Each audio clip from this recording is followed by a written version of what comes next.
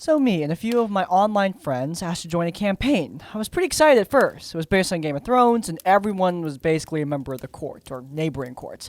It was supposed to be focused on court drama. I was the queen, more morally gray Cersei, without the,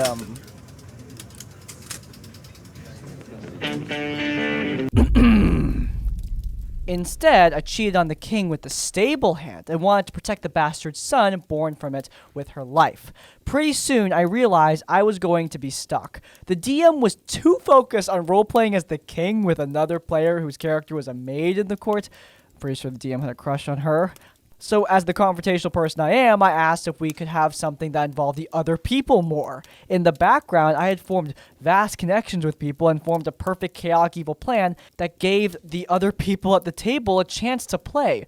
The response? You can have your main character moment later. You can plan some more ways your character is awesome. Don't worry, my mom hates my laugh too, I get it. You need to be the evil villain at just the perfect moment. I was righteously pissed. I talked to every other player who had noticed the DM's behavior, and we were going to call her out next time. Well, the next time came when I started to air my annoyance. All the other players turned on me, asking why I would make this all so negative. I also got so overwhelmed I left the call right after, even when people started calling me, furious that I didn't stay for the game. Hey guys, I'm ready to play Dungeons and... You dare to join our game? You are disgusting, disgraceful, horrible. Yes, you will horrible, ruin everything. awful, Bring ruination. a destructive force. You are a villainess. You are very horrible. But why would she leave? Women make no sense. I miss that character so much, and those friends sometimes, but I just have to block them. You shouldn't let people treat you like a villain, not even if you're playing Cersei. Obviously, what is true dimension? This person could be the actual problem player, but it's not outside the realm of possibility for an entire group to think that name-calling like that isn't a big deal, when in fact, yeah, it does kind of suck. Oh, also, it just sucks not being able to play the game. That's also not great.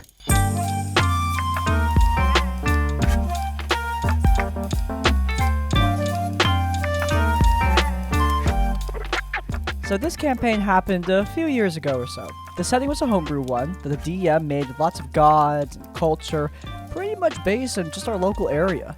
The characters in the story are as follows. Me, the half-elf warlock, Mike, the human fighter, Rob, the drow captain, and also the problem player, Grant, the elf paladin, and John, half-elf rogue. Oh, and yeah, the dungeon master too. I had some previous experience with Dungeons & Dragons, not as an old player, but at least enough to know the classes and subclasses for most of the books. That's why I got a little confused when Rob showed up to the session 0 with a class, which I could never pinpoint the basis of. Sometimes it felt like a bard, other times like a rogue, and others even like a cleric, but it was played like a master class with some companions that he also controlled. His first companion was a half-orc lady named Shurg, who pretty much was the meat shield of our party. Poor Shurg had a terrible fate, but the DM approved and was fine with it. What is my purpose? You take damage for us. Oh my god. Yeah, welcome to the club, pal. So the first session, a few days later, began, and it went pretty well. Rob was a bit weird, but there's nothing wrong with that. We are all weird sometimes. He was a bit of a spotlight hogger, had some main character issues, and a bit of a rules lawyer, pretty much an edgelord with some narcissism mixed in. The first red flag was pretty clear at the time and maybe should have been a sign for things to come. At some time in chat with the king, Rob offered Shurg to the king as an unpaid sexual employee. Bro, you said a bit of a red flag? If you understand what I mean. Well, thanks to you people, I can't not understand what you mean. Ah! He wanted to use this employee to gain some kind of higher status in the king's court. He pushed it so much the DM gave in and took his offer. Thankfully, the DM was clever enough to not make much of it, and basically we all forgot the interaction happened. The real problem started 9 sessions later. Or ladder. Do you not know how to spell later? We were in the hometown of a crime syndicate to make a delivery to the one leader of this place. When we saw an unpaid employee owner Yeah, we met this owner who belonged in one of our party members' backstories, that party member being John. This evil guy was trying to sell a child that would be part of the campaign. The kid was badly hurt, and we got into a short fight with the seller. After the conflict is over, John tried to attend the wounds the child had. But out of nowhere, Rob refused to get anywhere near the kid, claiming that the kid could be dangerous and a trap? We tried to reason with him that it was a dumb idea and let us heal the kid, but he refused to let it happen. It was only after hours of talking that he let us take care of her. Bro, just jump him. There are like 4 of you and 1 of him. Kill him. Sadly, this isn't over yet. While we were delivering the package to the leader of the town, Rob decided it was a wonderful time to ask for like a blood ritual. I don't really remember if it was actually a blood ritual or why he was doing this, but it had something to do with the Blood Hunter class. The DM was surely not ready for this ritual at the time, so he put a big price at that with high con saves and health point drains, etc. We thought he would back off and try this ritual at a more appropriate time, but he was determined at getting this new subclass for himself. Sadly, he didn't fail the saves, but it was very close. He almost lost his character and an arm during the process. The session ended in a fight, which he could do nothing but complain about it due to his weakened state. He was complaining the entire fight and interrupting the DM on his turns, making unsolicited comments when it was the other players' turns, almost calling us dumb and all around making a big mess of the table. He was more trouble than the actual fight. After the session, he appeared in the group chat with a video of an actually cool way of getting more hit points after a level up. I wonder if that had anything to do with the ritual.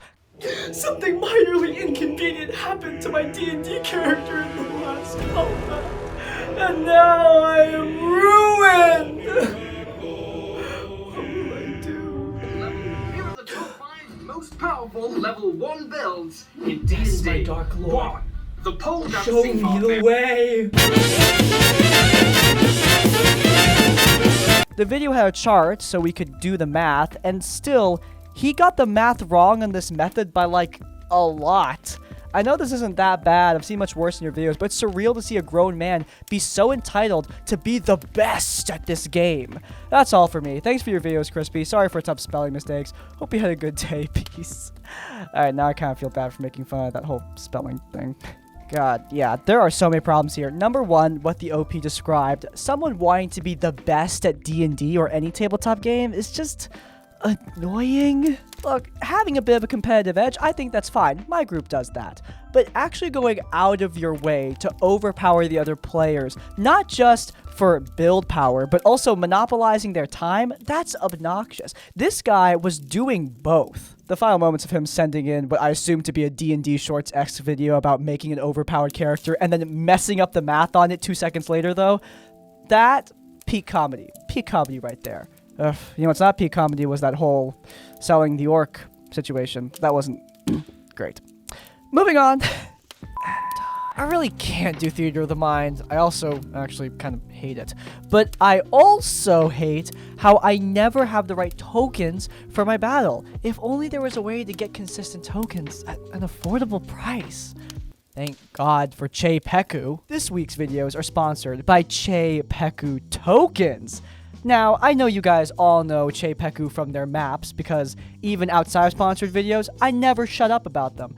But CzePeku has expanded beyond their beautiful, gorgeous, affordable maps and added gorgeous, beautiful, affordable tokens to the roster. Their website is a massive library of tokens with new collections of tokens being added constantly. And each token has so many elements of customization that let you make the token perfect for your specific encounter. Look, let's keep this between us, but CzePeku did not need to sponsor me for me to talk about this service because I've been using CzePeku tokens basically non-stop. They appear in my actual plays. They are dominating my Google Drive folder. These things have revolutionized my D&D game, and if you don't have them, you are definitely missing out. If you're interested, you can head down into the description or to the pinned comments where you will find a link to CzePeku tokens. Thank you so much to CzePeku for sponsoring this week's videos. As always, supporting our sponsors does support us. And without further ado, I'm going to turn back into an animated rat so that we can get back to the video.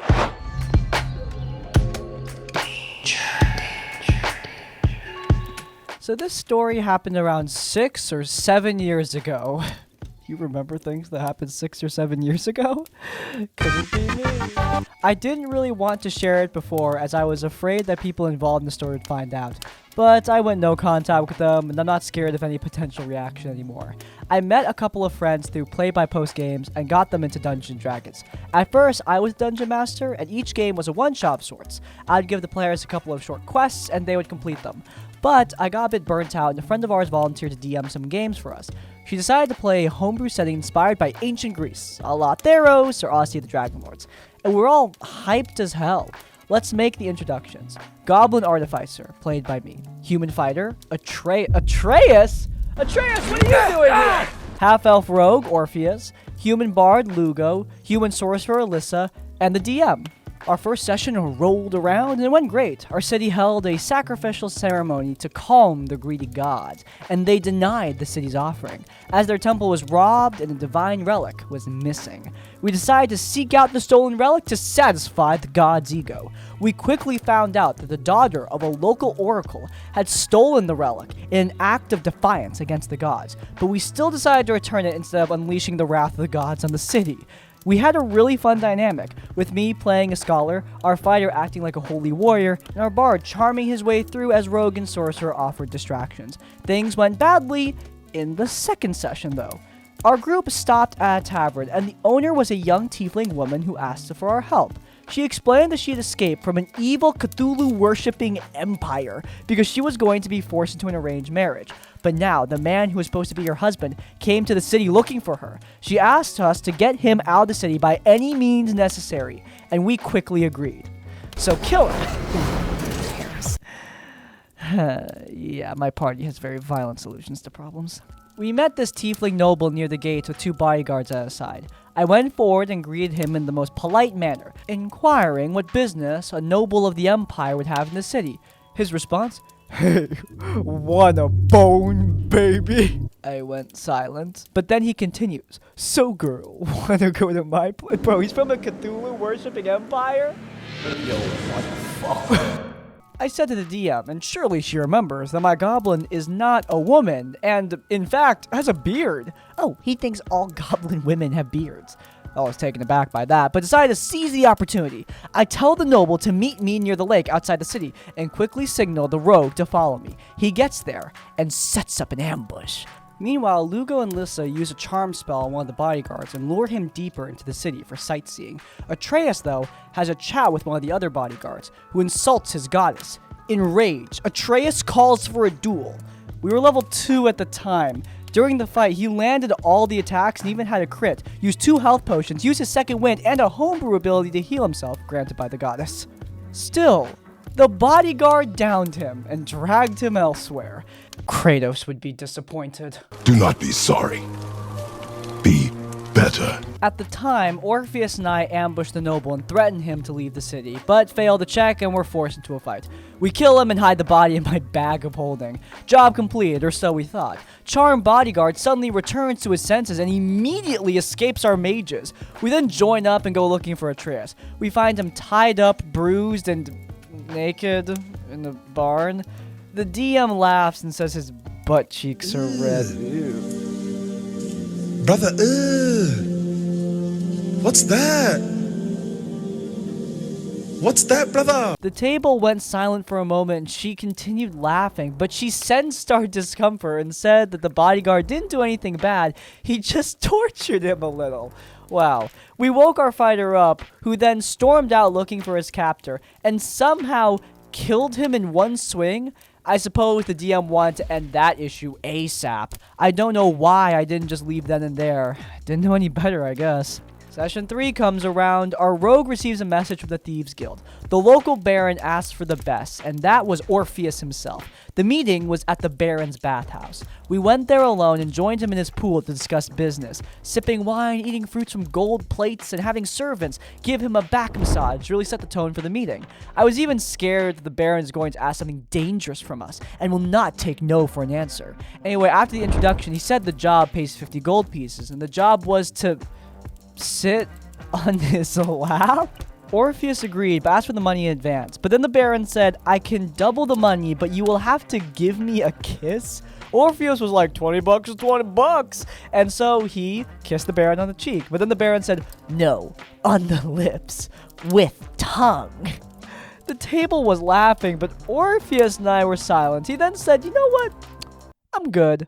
Soon, we will meet with the Dark Lord. Who knows what vile things he will ask of us. 1 hour later. Bring in my next subject. O great Lord of Darkness. Ah, my new servant. I am here to be your humble servant. But please, make your request reasonable. I beg of you, I am very frail and... Silence! I will ask of you whatever I require, and you will obey. I'm sorry. I need you to give me a little kiss. What?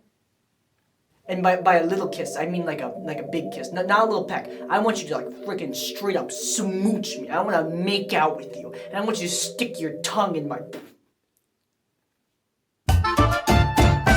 So do you guys actually like that? Like tongue in the, like that weirds me out more than sex. Like, I don't want anyone's tongue in my mouth. Our rogue then asked, do you have a job for my actual special set of skills? The Baron just said nope and ordered Orpheus to leave. The rest of the session was rather dull. We just participated in a tournament, but it was hardly worth noting. Session 4 comes around and we level up.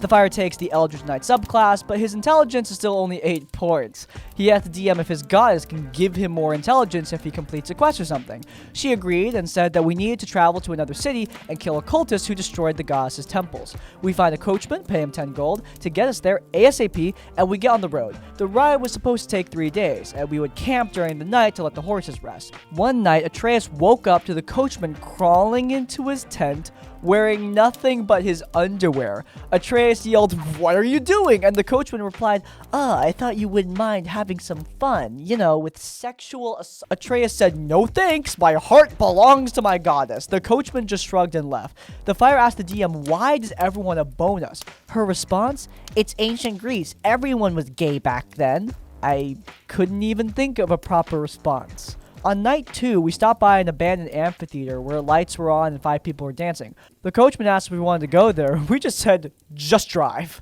But there's something interesting in there. I replied, we paid you to take us to the other city as soon as possible. We are not making any more stops. The coachman stops anyways, and we go inside to see what all the fuss is about.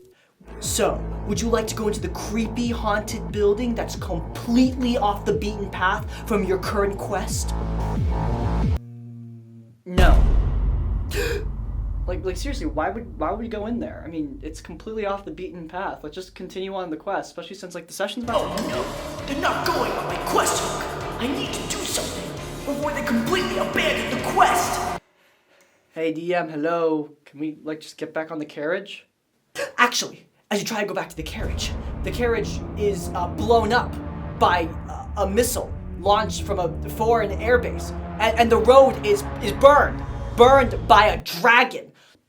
Okay, we go inside the temple.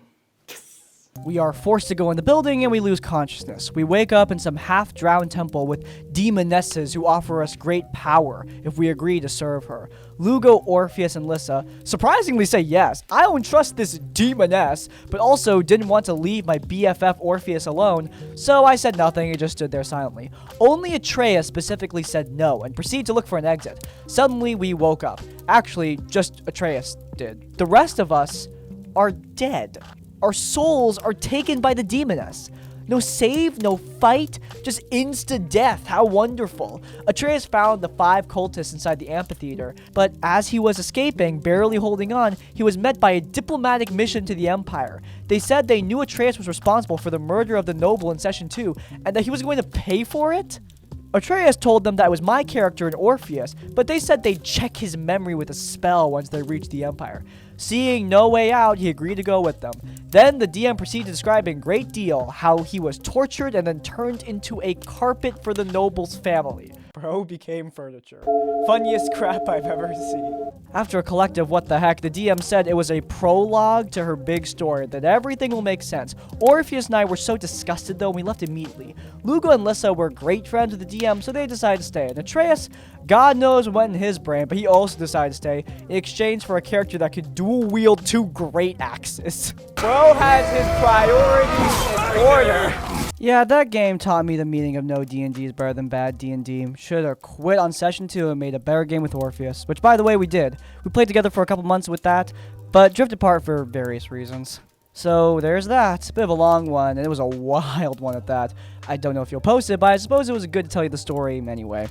I hope you're having a great day. Love you? I won't love you back, sorry.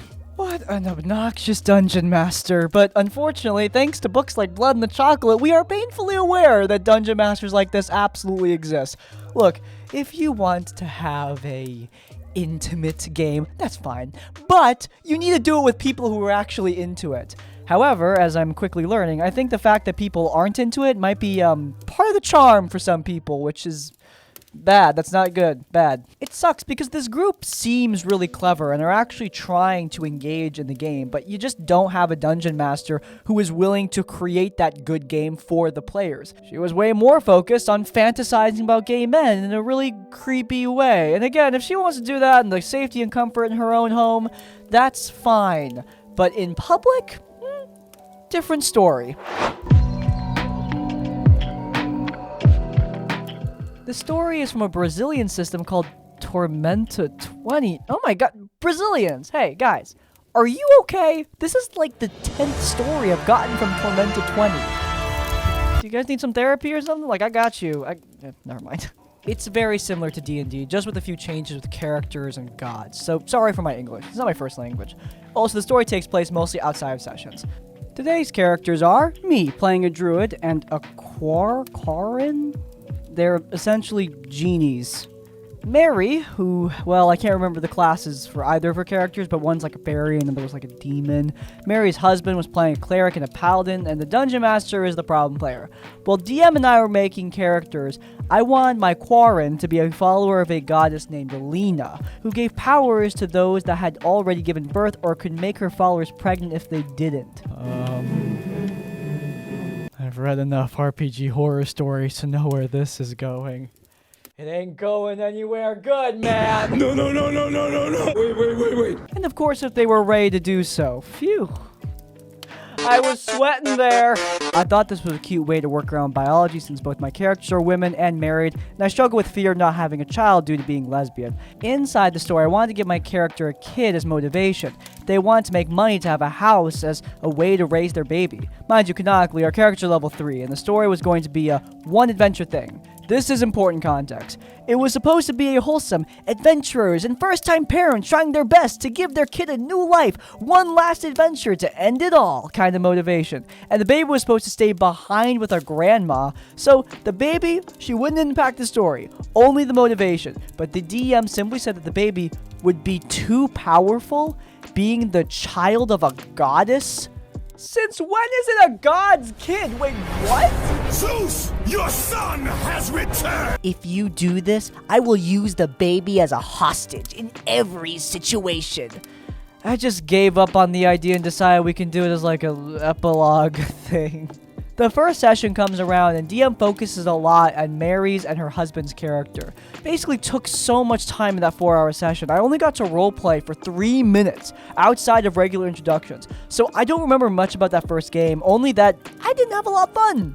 So came the second one, and we had to change the Discord because Mary and her husband moved away. Wasn't an issue, and we actually had a lot more fun. We got to interact and know our characters better. Mary and her husband had to leave due to IRL stuff, and we ended the session on a cliffhanger with the cleric, my Quarren, and Mary's fairy-like character outside the tavern meeting 2 bandits. Some time goes by, and due to scheduling issues, we still haven't played another session. But in the meantime, we joke around, send memes, even some art. One day, Mary decided to ask the DM why my character couldn't have a baby. Well... Hey, DM, I had this character idea. I was thinking my character could be like a mom with a baby. Okay. Sweet, I'm really glad that you approve. Oh, awesome. I actually have the perfect baby candidate right here. Oh. Yes, and I'm holding your baby hostage. Oh! unless you fork over all your gold right now. Your baby's gonna get it. Look at it. Look at your baby, your beloved child, who I am holding hostage now. This is going to be the way things are. Your baby held hostage for all time because you don't want to be a mom anymore or something. I don't remember much of the argument between them, since arguments make me anxious, but I do remember him admitting that he saw my Lena goddess more as a goddess of pleasure and desire, that her followers would seek men in brothels, which he considered to be like the goddess's temples, in order to get pregnant. When Mary confronted him, saying not only was Lena represented as a literal child, and nowhere in the book does it state anything about pleasure, and it also says that she blesses those who had already given birth, but could also get her followers pregnant through like a simple blessing. Needless to say, this whole thing got weird, and oh my god, yeah, it took it in the direction I thought he would take it in. He admitted that his plan was to make my character pregnant as a surprise. I think he 100% made it on the spot once Mary confronted his weird views, because my characters are both lesbian. Was he going to send a male NPC? This all just made me really uncomfortable, as I had to talk him out of some very weird plot points in his novels, to the point where we had a full-on fight over him wanting to call a 13-year-old a slave in his 18+ book. He is also one of those, I'm going to make this fight almost impossible on purpose. If you die, that's on you. I'm not like that. What? What kind of deal? Are you for real? Crispy! Oh no. He even told me that he was making our very first combat 2 levels above our character because we left the safety of the tavern. We were level 3. Our characters left the tavern for 2 minutes for some fresh air, but for some reason, he started the campaign in a level 5 area, and now, because we didn't follow his plans, we're screwed. So what do you think? Mary, her husband, and I have been talking about another Brazilian system named Ordem Paranormal. Paranormal order, if that's easier. Hey, I can pronounce Ordem Paranormal. Okay, give me some grace. You guys are acting like I'm stupid. I am pretty stupid, you're not wrong. We were hoping to make a campaign on that system with me as a first-time DM, because they threatened to leave if our current DM didn't make the very first combat of his first-time campaign as a DM for very first-time players at least a little easy, and their characters die because of that, but he didn't listen. Tomorrow, we are having a secret Session 0, which this whole tormented table didn't have, but we are having it for the new game, so what do you think? Are we the a-holes? What do you mean, are we the a-holes? I guess drum roll, please? Not the a-holes, be for real! You're obviously not the a-holes here. Obviously, the pregnancy goddess may be treading a line with some people, but guys, pregnancy is a normal part of human life. But sometimes DMs use pregnancy as a way to push their weird crap on especially female players, and yeah, that sucks. This is 100% on the DM for acting like a freaking weirdo with your character. I do think you should tell him that you are leaving his campaign. I understand the social trap and all that, and hey, the allure of a secret Session 0 is fun, but make sure to tell your DM why you're leaving the game and what went wrong. Who knows, maybe he'll improve for the next group. I am not saying you need to stick around though. No matter how much this guy promises to improve, I don't think it would be enough, at least for me. Hey, that is a wrap. If you guys enjoyed, you might enjoy our previous episode of Critical Failure, where we talked about the ending of Critical Role. It's linked up in the cards, but before you go, please leave a like on this one and subscribe to Crispy's Tavern so you don't miss any of our content as it comes out. And finally, if you want to leave your own stories or thoughts, you can go down in the comments down below. If you can't think of a comment, leave the comment gay fantasy to let me know at the end of the video. Hey, by the way, if you have your own horror stories, you can send them directly to us. There's an email down in the description down below. Send your stories our way for a chance to be featured in one of these videos. But hey, even if you don't have any stories, in essence, like, comment, subscribe. I'll see you all next time. Farewell. I forgot to turn the volume on.